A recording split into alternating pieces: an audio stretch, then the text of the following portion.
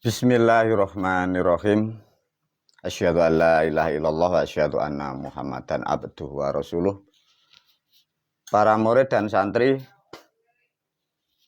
alhamdulillah pada malam hari ini guru melanjutkan videonya dengan judul Pakem Ilmu Somadun bagian yang ke-6. Video ini yang terakhir, bagian yang terakhir tentang ilmu somadun atau ilmu rakitan. Dan guru pun juga menyampaikan pada video ini, setiap tahun artinya para murid dan santri, guru sudah tidak banyak memberi penjelasan lagi tentang apa yang disebut ilmu somadun, karena mulai bagian pertama sampai yang ke-6 ini diulas semua agar para murid santri semua paham dan menjadikan suatu kewajiban bagi murid dan santri. Para murid dan santri, kita sebagai manusia, terutama murid dan santri yang mengikuti pendidikan dan pembinaan di dalam perguruan santri lokah, itulah kewajiban Anda yang harus Anda lakukan setiap tahun sekali. Di situ paling tidak minimal para murid ada 4-5 ilmu yang harus dimiliki.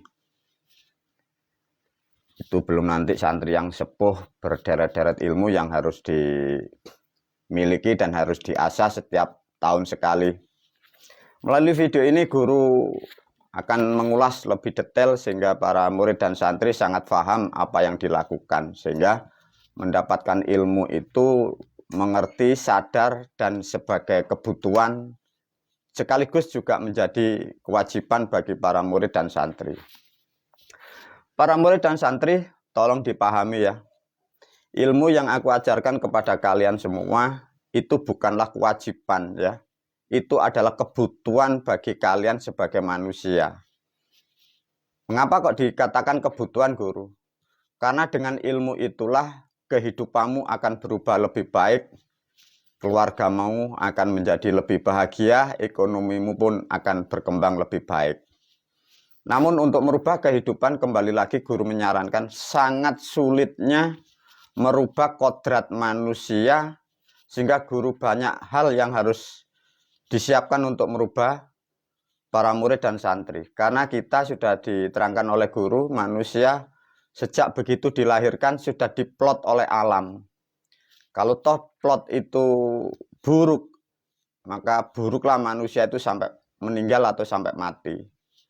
Sehingga dengan banyaknya cara dan sesuatu yang harus kita perjuangkan, sehingga agar kita kehidupan di dunia jangan menjadi manusia itu yang buruk, sehingga kehidupan kita akan pun bisa berubah lebih baik. Para murid dan santri, guru memberi kesadaran melalui video ini begini. Lihatlah pakem ilmu somadun mulai tahapan pertama atau bagian pertama dan sampai yang terakhir ini. Di situ ada namanya piramid kehidupan ya. Ada catur kehidupan. Tatkala manusia itu tidak berubah atau tidak mau berubah lebih baik, mau dan tidak mau, manusia pasti akan menjadi buruk. Karena grafik menuju ke atas atau menuju puncak, namanya menuju, disitulah dibutuhkan kekuatan, pengorbanan, pikiran, dan tenaga, dan banyak hal yang harus kita perbuat demi untuk merubah kehidupan kita masing-masing. Tapi yang aneh para murid dan santri, Anda pahami, manusia itu di dunia, kalau toh tentang keburukan, tanpa belajar, tanpa sekolah, tanpa ngaji, tanpa melakukan apapun, manusia itu 90% pasti ngalami hal yang buruk. Itulah yang disebut siklus di dalam kehidupan. Manusia di dunia bertahan untuk mempertahankan kehidupannya dan statusnya. Untuk bertahan dan mengangkat harkat derajat kalian, manusia dibutuhkan ilmu. Disitulah peran ilmu yang sangat pokok dan menjadikan kebutuhan dan kewajiban pokok bagi manusia. Alhamdulillah murid dan santri, kalian semua sudah mendapatkan ilmu yang valid, ilmu yang akurat, apa yang diciptakan oleh guru, semoga bermanfaat di dunia wal akhirah. Para murid dan santri, sudah ditetapkan pada tahun 2023 Masehi ini, bahwa ilmu guru yang ada di kitab yang diajarkan pada tahun ini sudah valid, sudah baku, dan itu sudah berjalan sampai batas waktu yang tak terbatas. Jadi artinya tahun depan dan tahun berikutnya caranya sama, alat-alatnya sama. Kalau ditambah lebih bagus. Satu contoh barangkali para murid dan santri melakukan ibadah Shomadun pada tahun ini alatnya kurang genap. Satu contoh tidak mempunyai lilin, tidak ada namanya segaran. Semoga tahun-tahun ke depan para murid dan santri mampu menggenapi sebagai elemen untuk memperkuat daya atau juga untuk menciptakan agar rezeki kita lebih baik daripada tahun kemarin. Para murid dan santri, di dalam ilmu yang diajarkan guru, di situ ada alat-alat yang sudah dikunci oleh guru, dan itu sudah menjadi satu kesatuan dengan alam atau hukum alam yang akan menghasilkan sesuatu hal yang positif, sesuatu hal yang bermanfaat bagi manusia yang menjalankan. Di situ ada sandi-sandi atau alat-alat yang harus Anda penuhi. Para murid dan santri, di situ satu contoh dengan alat, guru memberi simbol ada tomat buah.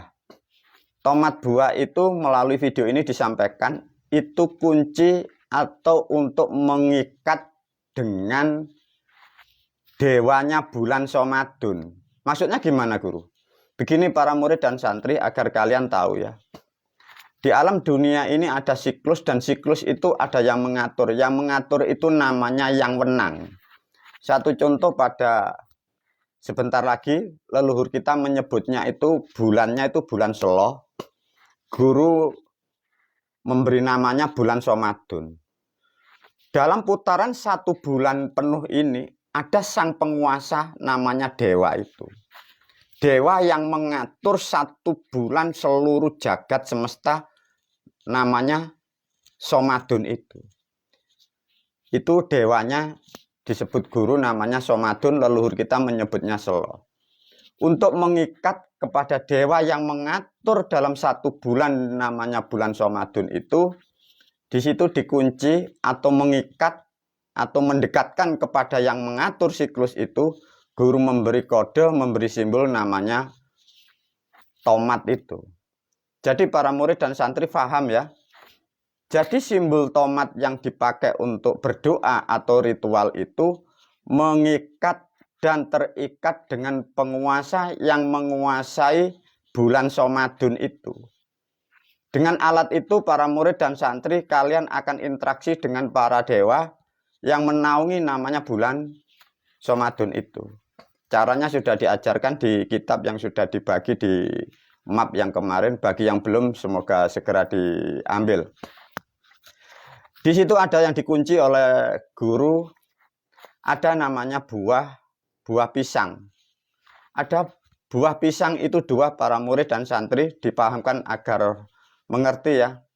Mengapa guru membuat cara seperti itu? Satu ada untuk pembuka sebagai sahur puasanya. Ada di situ pisang itu pisang hijau. Kalau orang-orang leluhur kita dulu namanya pisang hijau. Namun di era sekarang untuk mencari pisang hijau pun juga tidak mudah. Sekarang yang ada namanya pisang Ambon. Sama, yang penting warnanya hijau dipakai. Itu untuk sahur dimakan ya, boleh itu.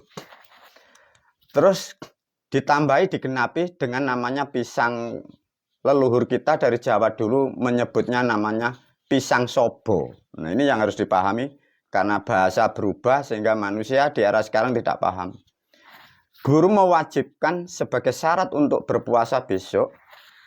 Satu contoh sahur besok maghrib, puasanya sampai maghrib. Sahur seperti biasanya. Para murid dan santri sebelum makan pisang yang diajarkan guru, boleh para murid dan santri makan nasi secukupnya, jangan terlalu banyak. Ikan lauk apapun boleh, yang bagus di situ daging. Jadi makan secukupnya, pakai daging, pakai kuah boleh. Baru ditutup atau dimulai maghrib itu satu dengan pisang hijau atau pisang Ambon itu satu, itu dimakan, dihabiskan.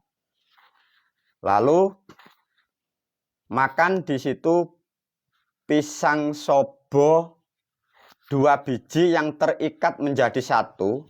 Leluhur kita dulu menyebutnya namanya satu supit, ya. Sekarang para murid dan santri juga pemirsa mungkin menyebutnya itu sekarang pisang kepok, ya. Leluhur kita dulu menyebutnya atau nama yang pakem itu namanya pisang sobo. Itu ada sejarahnya. Sedikit guru mengulas sejarah tentang pisang sobo.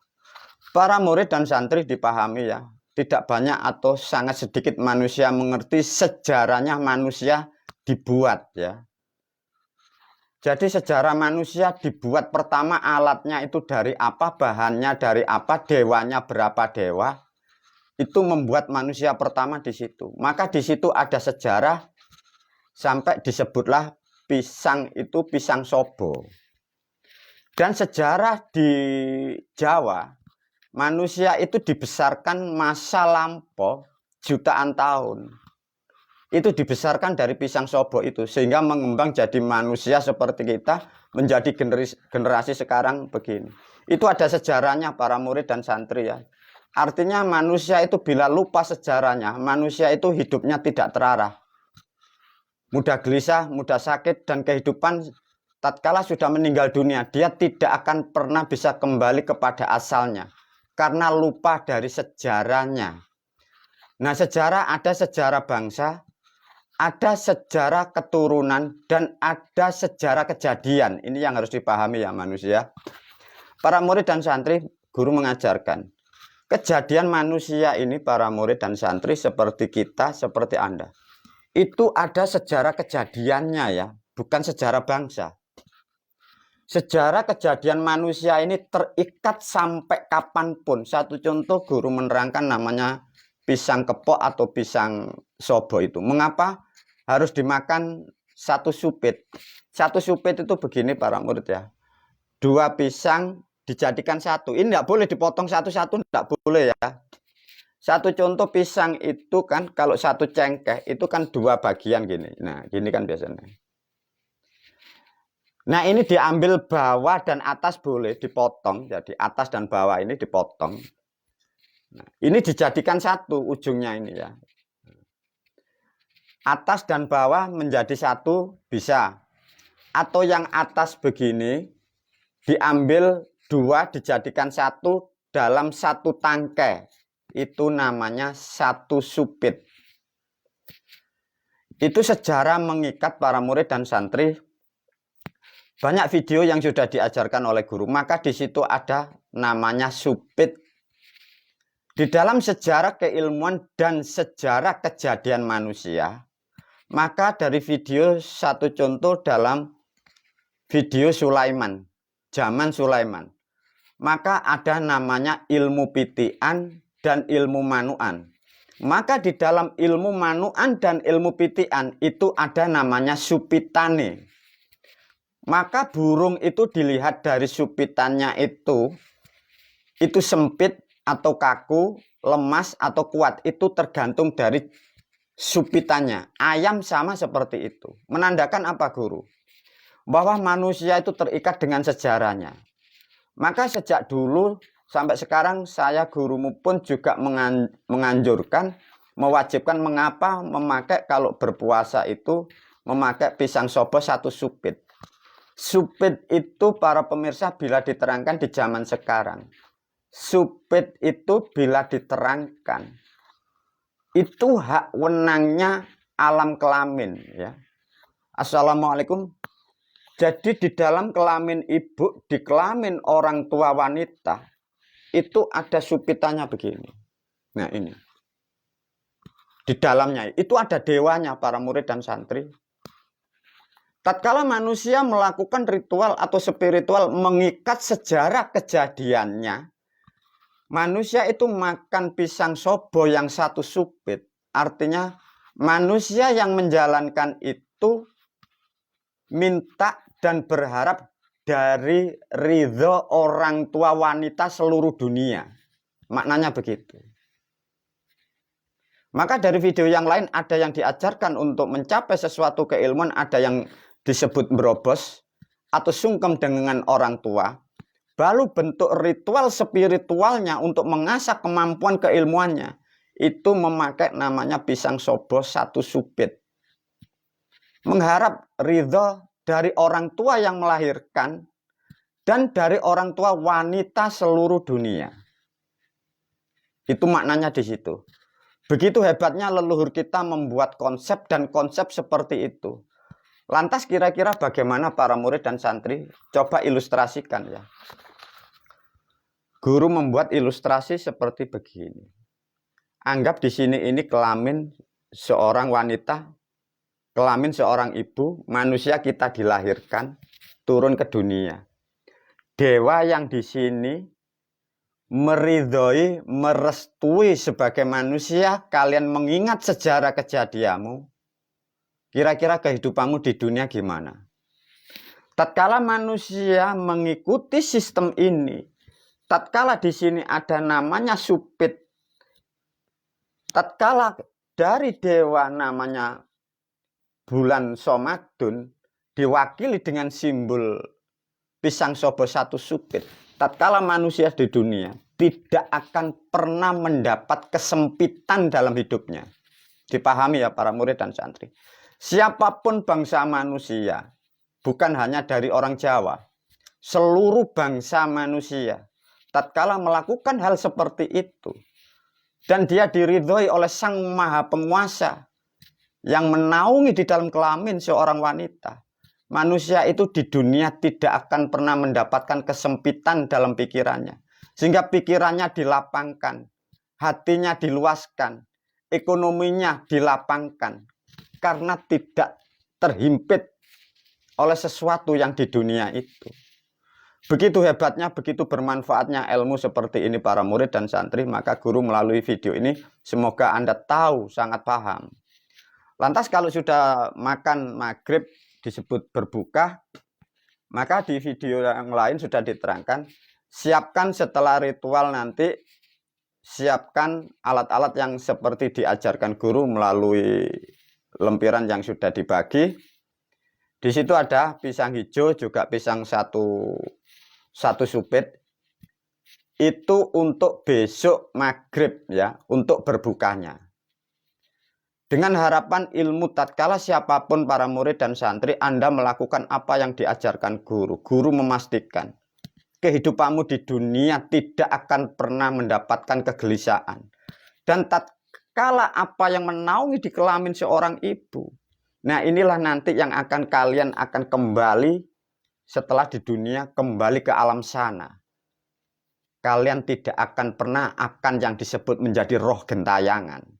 Begitu hebatnya para murid dan santri, sesuatu yang diajarkan guru semua adalah rahmat dari Sang Maha Pencipta. Para murid dan santri, guru menyampaikan melalui video ini ya. Kurang lebih 5-6 tahun kemarin, guru menciptakan sistem satu contoh seperti yang menjadi ilmu Pakem Somadun ini. Guru menyampaikan cerita yang dialami. Bila para murid dan santri atau para pemirsa paham ya, guru berbagi tentang yang disebut Tuhan atau Sang Maha Pencipta. Waktu guru merancang ilmu ini bersamaan dengan dia, apa yang dinasihatkan Sang Maha Kuasa atau Sang Maha Pencipta kepada gurumu? Dia Sang Maha Pencipta menyampaikan begini, wahai hambaku, wahai Mustafa, bila ilmumu ini diajarkan, dijalankan di suatu wilayah itu yang kering atau yang tandus, atau di suatu negara yang dalam kemiskinan atau yang keterbelakangan, negara itu dengan perlahan dan dalam waktu yang cepat, negara itu akan menjadi negara yang maju, negara yang makmur, buminya akan subur. Coba para murid dan santri, itu Sang Maha Pencipta itu menyampaikan seperti itu. Manfaatnya ilmu yang aku ajarkan itu. Maka dari video yang lain guru sudah menyampaikan, sesungguhnya kehadiran ilmu yang aku bawa sebenarnya rahmat bagi bangsa manusia. Nah, untuk menjalankan ilmu ini sampai ke sekup negara, satu contoh ada satu suku atau satu bangsa atau negara dalam kekeringan, dalam kemiskinan, dalam ekonomi yang sangat buruk. Ilmu ini dimasukkan di situ, diajarkan, diprogramkan. Negara itu akan jadi makmur.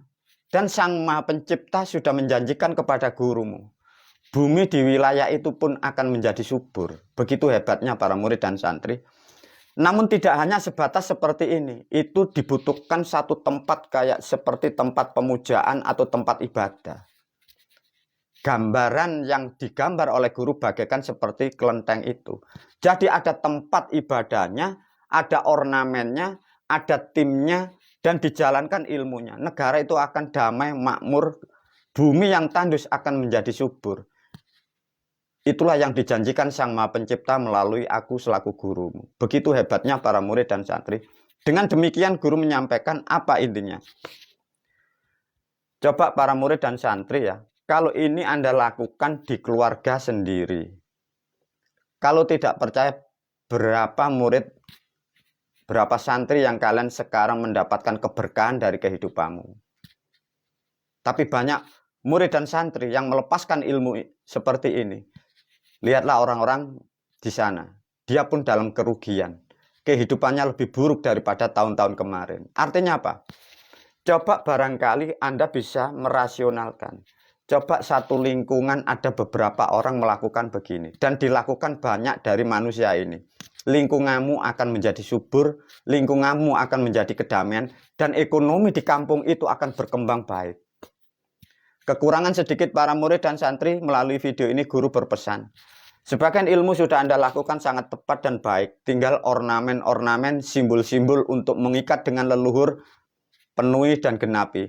Dan ornamen-ornamen yang masih kurang bagus, carilah ornamen yang bagus. Barangkali tempat ibadah yang belum berlogam, penuhi dengan logamnya. Guru memastikan keluargamu akan menjadi keluarga yang bahagia, kehidupanmu di dunia akan mendapat kemuliaan, dan kalian tatkala setelah di dunia, guru pun memastikan tatkala ilmu guru kau jalankan, kalian tidak akan pernah menjadi roh gentayangan. Karena apa? Sebenarnya aku sangat paham dan sangat tahu tentang kehidupan di dunia sampai di alam yang tak terbatas di sana. Itulah para murid dan santri. Guru menyampaikan begitu pentingnya ilmu ini. Sedikit ilustrasi para murid dan santri. Sulitnya bangsa manusia kalau guru bercerita tentang yang disebut Tuhan. Andai kata gambaran seperti begini para murid dan santri. Guru ini kok sering bercerita tentang Bapak Tuhan, Bapak Tuhan. Yang disebut Tuhan itu bagaimana? Guru memberi ilustrasi sedikit ya. Satu contoh begini para pemirsa ya. Bahasa manusia tatkala menyebut Tuhan itu sebenarnya apa ya? Guru hanya mewakili ya, tapi tidak bisa. Guru mewakili Sang Maha Pencipta, tidak bisa digambarkan atau yang disebut Tuhan. Apa sih guru sebenarnya Tuhan itu? Gambarkan para murid dan santri. Itu seperti matriks yang maha luas.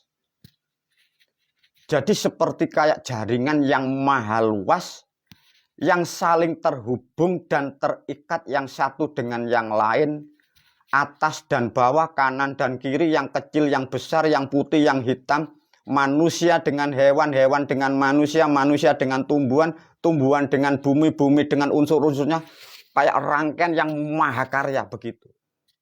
Nah, itulah yang disebut kemungkinan bagi bangsa manusia, itulah Tuhan. Sesungguhnya dia tidak berkata-kata para pemirsa. Tapi dia maha mengerti. Yang dimaksud maha mengerti bagaimana? Ini saya terangkan sedikit ya bagi bangsa manusia ya, kalian para pemirsa, agar tidak terobsesi tentang Tuhan. Kayak seperti jaringan yang maha luas, maha mengetahui, maha mengatur.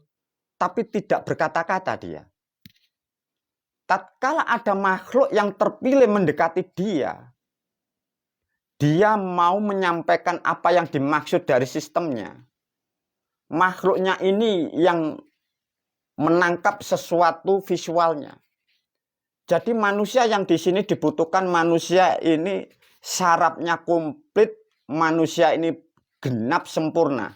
Sehingga tatkala menyatu atau mendekat, menangkap sesuatu apa yang dimaksud Sang Maha Pencipta, ini connect, ini yang menerangkan.